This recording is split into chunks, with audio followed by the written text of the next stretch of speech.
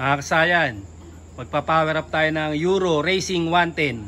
Ayan siya kasayan, no? Katulad din siya kasayan nito ng XRM 125. Ito kasayan motor start to, pero ang wiring nito, yung harness to, XRM 125. Yung ganito yung ano niya kasayan, no? Yung ganito yung mga fuse niya. Nakahiwala yung accessory wire. Ayan yung fuse niya, wa. O, tapos XRM 110. Ayan kasayan, ito yung stator. Ito yung stator drive niya. Ito yung binabattery operated. Tapos kasayan, Yamaha sight, parehas din siya. Parehas din siya Yamaha sight, kaya lang hindi nyo makukuha yung ano, yung headlight, dashboard, tsaka yung taillight. Magkakahiwalay lang yung ano niya, pero parehas pa rin sila ng proseso. Ito naman kasayan, si Macho, nasa regulator naman yung pagbabattery drive niya, pagbabattery drive. Ito ang gagawin natin, stator drive to kasayan ha. Itong ano, mga stator drive kagaya ng Badja, YTX, pare-parehas lang kung paano ito i-power up. Yan kasayan, babaklasin muna namin yung kakasayan ha, at babalikan namin kayo. Nabaklas na natin yung kaha niya, ano. Ito na yung dito tayo maglalagay sa loob. Ito siya kasayan, no. Pero ang gagamitin niyo kasayan, puro circuit ha. Puro circuit na ganito na fuse. Saka ito, naubusan na kasi ito ng ano kasayan, naubusan na siya ng circuit na sakit. Kaya ito siya, no. Ito kasayan ha. Pare-parehas lang to ha. Ito yung ano, number 30, diretso sa na positive ng battery. Tapos yung 8586 kahit magkabaligtaran diyan, kahit alin sa dalawa. Ito yung isang 8. Ito yung 85. Ito siya ba? Ito yung 86. Ito yung pupunta sa ano, pupunta sa accessory wire. Pupunta siya rito ha. 86 to ha. Tingnan nyo. Ito kasi hininang lang to eh. Ito yung 86, ito yung 85. Ito yung 85 tumakbo dito sa ano, sa negative. Ayan, tumakbo sa negative yung 85 ha. Tapos nakakonekta pa rin yung 85, tatakbo siya rito sa body ground. Ito siya. 85 pa rin to. Tapos yung etong 86 pupunta siya rito sa ano ha, sa accessory wire.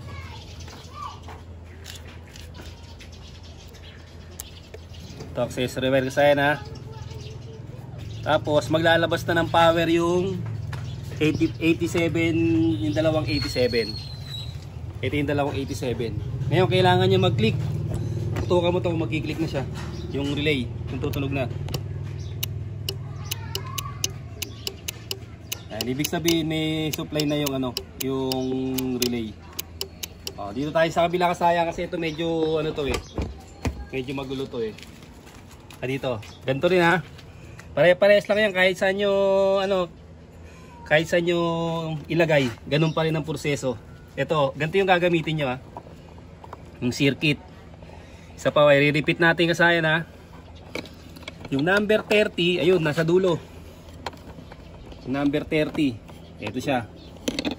Pupunta siya rito sa may positive ng battery. Tutukan mo yung positive ha. Number 30 ng ating relay, yung nasa may dulo.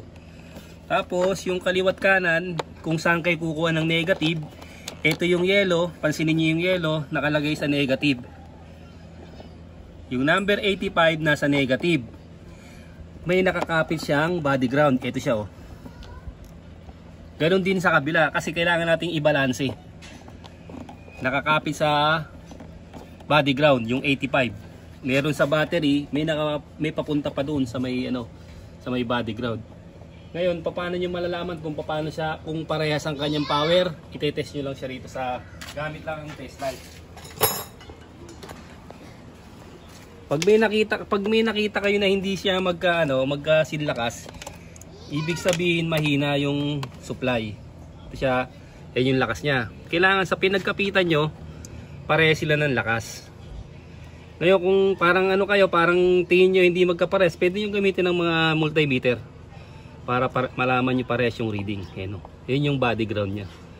Halimbawa natanggal yung ground dito, gagana pa rin siya kasi meron siyang body ground. Natanggal yung body ground, gagana pa rin siya kasi meron siya sa battery.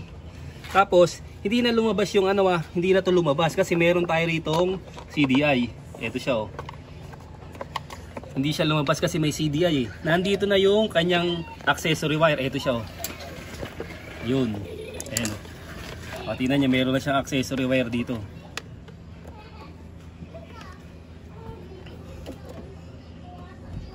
Ayan, meron na siya accessory wire. Kaya hindi na siya lumabas. Tandaan nyo kasi na huwag nyo munang intindihin yung dalawang 87. 85, 86 kahit magkabaligtaran siya ba? Ito. 85, 86 kahit magkabaligtaran. Tapos yung isa sa 85 or 86 lalagay nyo sa ground. Ang ganyan, may body ground na ganyan. Tapos yung dalawa, yun na yung load. Ngayon, etong dalawa na to nagkakaiba lang kung paano nyo hahanapin yung ano. Kung paano hahanapin yung mga ilalagay natin na load. Sa kahit anong motor to Tara, balik tayo dito sa ano natin. Sa ating ilalagay. Ito na siya ngayon. Ito na ngayon yung pupunta sa ating mga switch. Paano kasahin kung hindi namin kabisado yung ano, hindi namin kabisado yung mga ano, yung supply ng mga headlight, taillight, tsaka yung ano, yung park light. Sayang, ganito lang ang gagawin nyo. Bali, ire-recta nyo lang siya. Sasaya na dito. Tutukan mo dito. Halimbawa, kukuha tayo ng supply ng ano Kukuha tayo ng supply ng kulay brown. Taillight. Ito siya ba? Supply ng taillight.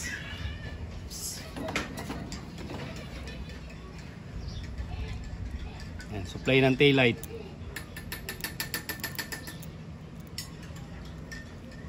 Kulay brown. Yan ang supply ng taillight sa may kulay brown. Yan. Tapos kayo pagbukas natin, pagbukas natin ng park light, magkakaroon siya. Yan kasi papatayin natin Patay. Yan siya. Yung ating park light. Tapos yan yung headlight. Nagkaroon siya ng supply. Yan siya kasayan Ganun yung pagkukuha. Pero nakakonect pa rin to sa stator kasi stator drive to eh. Ganito ang stator drive. Tanggalin natin na yung kinonect natin napansin nyo, umilaw, alisin natin. Kita mo kung yung tattoo kami ilaw. Ayan ilaw tsaka yung mga park light. Sige sa ilaw sa harap. Aalisin natin ngayon to. Ayan siya. Wala na siya ngayong nakatanggal na siya ngayon, wala na siyang wala na siya ngayong supply. Ito siya Papanda rin natin. Kasi ngayon wala walang ilaw. Magkakailaw siya pagka okay, stator drive siya.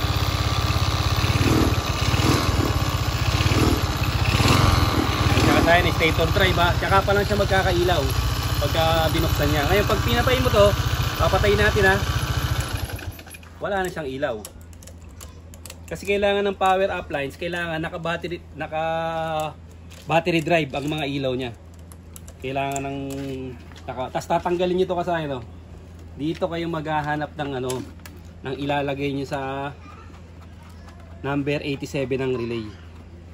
Ito kasi kahit anong motor na tong tinuturo ko sa inyo mabaligaw kayo kasi mga Euro, babaligaw kayo pagkatapos itong tinuturo ko sa kanila. Ito yung kulay. Hahanapin nyo lang dito yung solid na solid na yellow. Ito siya. Ayan siya. Ito yung solid na yellow. Ayan. Yung solid na yellow na yan, Pagka yun pinutol nyo at nilagay nyo sa 87, makukuha nyo na yung headlight. Ito, makukuha nyo na yung high and low ng headlight. Ito siya. Ayan o. Makukuha nyo na yung high and low ng headlight. Ayan siya kasayan ha. High and low ng headlight makukuha nyo. Ngayon kasayan, yung park, yung ano naman, yung park light o yung dashboard ano. Ito naman siya. Kailangan sanay lang kayong kumuha ng linya. Ito naman yung kulay brown na papunta sa taas. Ayan siya. Pagka nakuha nyo yan, kailangan makukuha nyo yan na yung switch nyo, hindi nyo mapuputol. Kasi pagka naputol nyo yung switch, hindi siya gagana sa switch na to ha. Kasi kinuha nyo yung ano niya, kinuha nyo yung linya niya. Ilalagay nyo sa panibagong switch. Ito. Pero ito dahil may switch na, at saka stator drive, mas simple. Hindi mo na kailangan pang maghanap ng wire, hindi mo na kailangan pang magtastas ng magtastas. Ito siya ba? Ito yung ensyo. Yung ano. Ito kasi ang hinahanap niyan kasi pag pinutol niyo lang bigla yan at hindi nawala yung ilaw, ibig sabihin hindi pumasok sa pagkakaputol nyo. Hintay-hintay lang dyan yung ibang mga ano natin, yung mga magpapa-power up kasi wala pa tayong ano. Hindi pa dumarating ibang magpapa-power up sa atin. Kagaya ng XRM1258 FI Euro 150. Ito kasi yung tinuturo ko para magkaroon kayo ng idea na kahit anong motor tape kaya nyo siyang i-power up.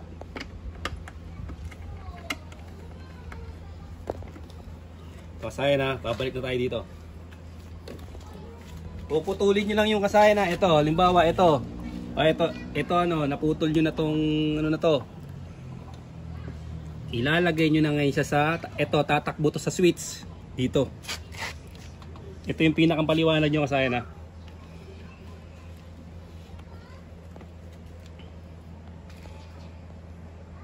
Nagsasample tayo kasayan ng isa. Ito siya ba? Ayan siya.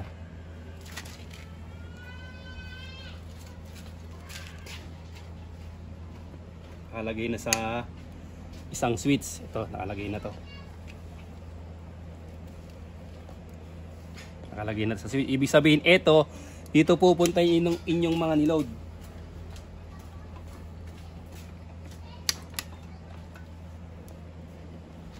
Ito na. Tatanggalin natin ngayon yan para makita nyo. Yan. Ito yun ha. Sa may gilid. Ito sa may gilid tong ano ha. Ito. Yan. Yung pinaka park light ha. Tail light. Ito yung pinaka tail light nya. Ating ano, circuit wire.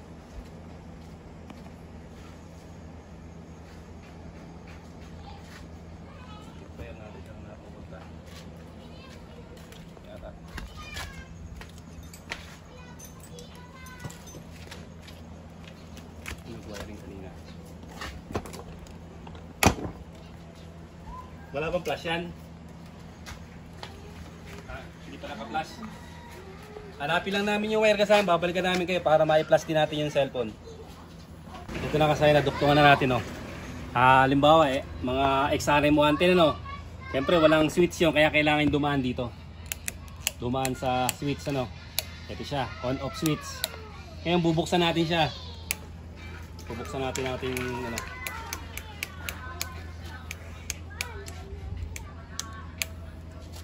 dito. Yan na. Ito siya kasayan ha. Yung pagkuha ng headlight at pagkuha ng tail light, pagkuha ng park light, pare-pares lang.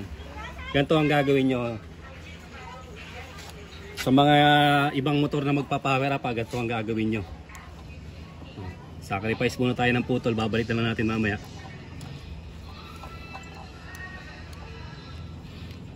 Kinuha nyo na yung nilagay nyo sa isang 87. Bubuksan na natin ngayon siya. Ito na siya kasayan Ayan, naka-power up na yung niyan, yung ilaw niyan. May kumukurap. Naka-power up na kasayan yung ilaw niyan. Hindi na siya kasama sa stator drive. Ngayon kasayan, ganun din ang gagawin niya. Tutok mo rin sa ano. Ganun din ang gagawin niyo rito kasayan ha. Ganito rin yung gagawin niyo sa headlight. Tapos isasama niyo siya rito. Tandaan niyo ha, etong isa na to, ito yung sa power relay.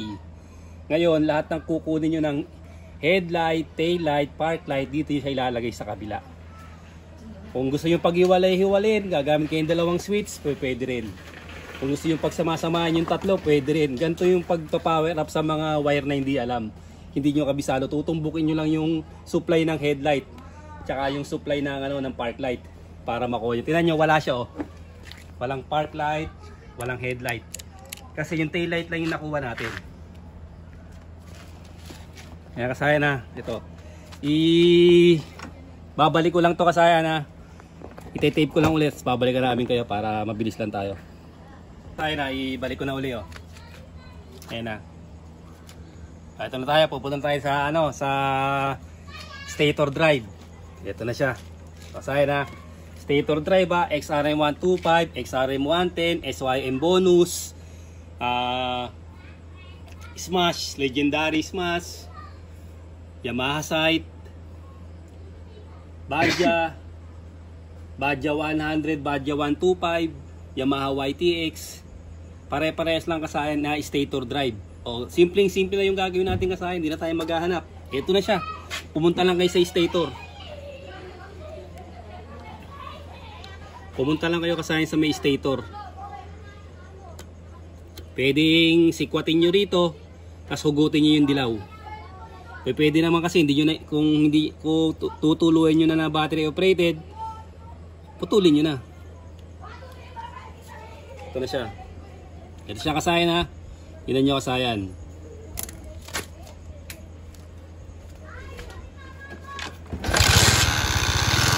Ilaw. Tignan yung ilaw. Stator drive. Ilaw. Taillight.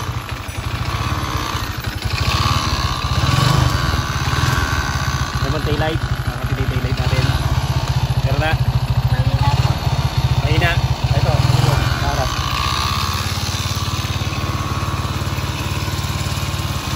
Tapos yung park light. Ito yung sira na yung yung light coil, yung binlag natin ng nakaraan na stator drive. Pag namatay yung ating motor, mamamatay yung motor, mamamatay din yung mamamatay din yung ilaw. Yan, mabubuhay lang siya pagka Ito na yung kasayan na sa Euro 150, mo na lang kasayan na nagko-comment sa Euro 150. Paki-test mo na lang. Ito na siya, yung kulay yellow. Pwede sa baba. Pwede sa baba putulin. Pwede sa taas. Yung papuntang stator, silyado na natin yan. Ito na siya. Ito siya kasayan na.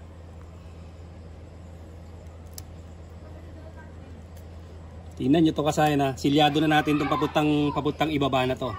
Wala na tayong yung papuntang stator. Yan yung light coil. Ilalagay natin to kasayan sa isang 87. Dalawang 87 yung kasayan eh.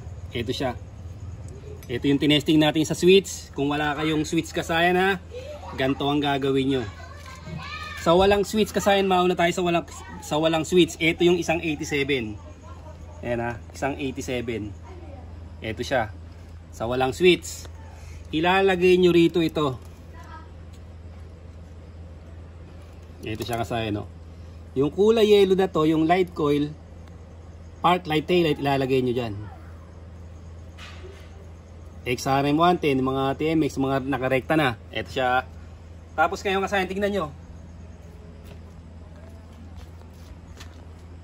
Ayan siya kasayan no. Meron na kagad siyang ilaw sa likuran. Ganun kabilis pagka pa-power up ito. Maliwanag na siya ngayon. Oh. Nagliwanag na yung niya. Oh, hindi katulad kanina. Sa walang kasayan ito, tingnan nyo, sa walang switch. Dahil may switch na siya. Ito kasayan na may switch na to. Tutukan mo rito. Hindi na natin gagamitin to sa walang switch lang na motor. Na pagbukas, bukas na agad. Kagaya ng Yamaha YTX, kailangan nyo rin yan. Ito na siya, oh. Tatanggalin na natin. Oh, tapos ngayon, ililipat natin to kasayan sa isang 87. Kahit alin sa 87 ha, ilalagay natin sa 87 to. Ngayon, tingnan nyo na kasayan. Ito na. Naka-off.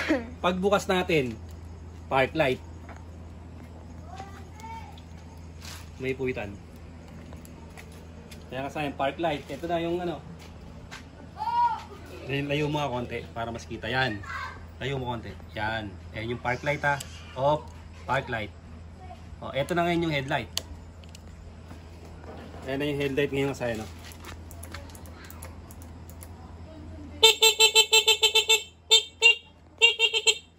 Mga naka-LED pa yung kasayan, mga naka-LED siya. Ganun kasayang kabilis yung pagpapaharap kung naka-stator drive.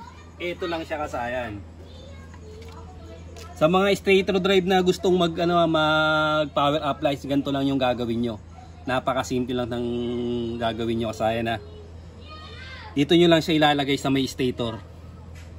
Ayan, ito yung charging. Wag lang kayo magkakamali sa dalawa sa charging. Yung kulay white, ito naman yung dilaw. Suzuki Smash yellow ano to? Yellow white. Yung ano niya, yung kulay niya. Tapos yung mga SYM pare-pares lang ang kulay niya ano. Ngayon kasayan, konting review lang tayo sa pinaka-importante sa power up. Pag magpa-power up kayo kasayan na ito ha, sa mga nakakalam na pwede na kayo mag-skip mga kasayan. Ito siya ha. Ito yung battery natin. Positive, negative. Etong dalawa na to kasayan, ito yung pupunta dito sa ano natin. Pupunta sa may negative. Unahin natin negative, bawakan mo to. Itong isa na to, pupunta yan dito sa body ground, sa mga nut. Ito katulad nito, oh. Diretso ng battery ha. Ito yung negative natin kasayan, pansinin niyo ha. Nakakonekta siya, nagsanga sila papuntang body ground. Ngayon, ito yung may fuse, automatic. Ito yung positive. Ngayon, paano mabubuhay ang ating relay? Siyempre, ito yung pupunta ng accessory wire kasayan. Kadalasan sa flasher relay. Ito yung accessory wire. Oh. Kaya wala na siyang I-terminal. Pansinin nyo ha, ito ha, positive. Number 30, yung may fuse na ano, 30, yung ano, may fuse na 15 ampere. Ito siya ha, tingnan nyo, number 30 sa likod. Ito, kahit magkabaligtaran to ha, walang problema kahit magkabaligtaran. Yan, so nagsasabi sa atin na i-review daw natin kasi sinabi ko daw dito, tapos dito ko nilagay negative. Kahit magkabaligtaran kasi ang kasayan. Pwedeng pwede. Ito kasayan, negative to ha. Paglagay mo sa ano, sa negative, tatakbo sa body ground. Yan, ganyan ang ganito. Hawakan mo dito. Yan, tas dito. Ngayon, ganyan ang forma niya. Tapos ito, dito to. Yan o. Dito, yan o. Tapos yan, nakakonekta ha. Ito ha, pupunta sa body ground. Magkakonekta yung ground niya. Tapos yung positive, yung number 30, pupunta dito sa ano, positive. Number 30, yung common. Tapos ito, accessory wire. Etong dalawa, yun na yung mag-low load ngayong kasayan ha. Ngayong kasayan, ito na siya. May isa pang 87. Ito na ngayon kasayan yung isa pang 87 oh. Yung nilagay natin sa switch. Yung ano ha, yung mga wala pang switch, ganito lang gagawin nyo. Ito siya yung 87. Ganito naman siya. Itong 87 na to, ilalagay natin sa 3-way switch. Kaya ang gagawin nyo rito kasayan, i-ready nyo na siya agad. Pag ganito ang kulay ng 3-way switch, kadalasan yung pula rito yung ano, yung pula yung common. Comment lang kayo kasayan kung meron kayong ano, meron kayong di naintindihan. Papaliwanag ko sa'yo. Huwag lang muna kayo mag-i-skip para mas madali yung makuha. Ito na siya oh. Tapos lalagay natin yung test light, body ground. Kailangan magkaroon ng ano yung dalawa. Ito na siya oh. Pag pinindot nyo yung ano, 3-way switch, yan, low. Pag pinindot nyo yung high, mawawala, papasok sa kabila. Ibig sabihin, nakuha nyo yung common. Paano naman kung nagkabaliktad kayo? Ito naman ang mangyayari kung dito nyo siya nailagay. Napunta rito yung common.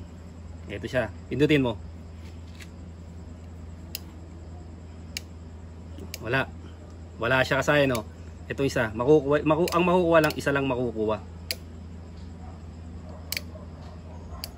Ayan siya kasaya, no? Pag nilipat nyo sa kabila, pinindot, wala. Isa lang. Ibig sabihin kasaya, hindi nyo nakuha yung common, ha?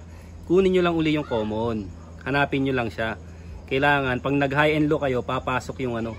Kahit wala pa kayo kasayang ilaw, wala pa kayong ekstrang malalakas na ilaw, wala pa kayong MDL, wala pa kayong laser gun, i-ready nyo na siya kasayan. Pindot. Okay. Kabila. Pindot. Okay. Yun ang pagganap ng common kasayan ngayon. Ayan siya kasayan.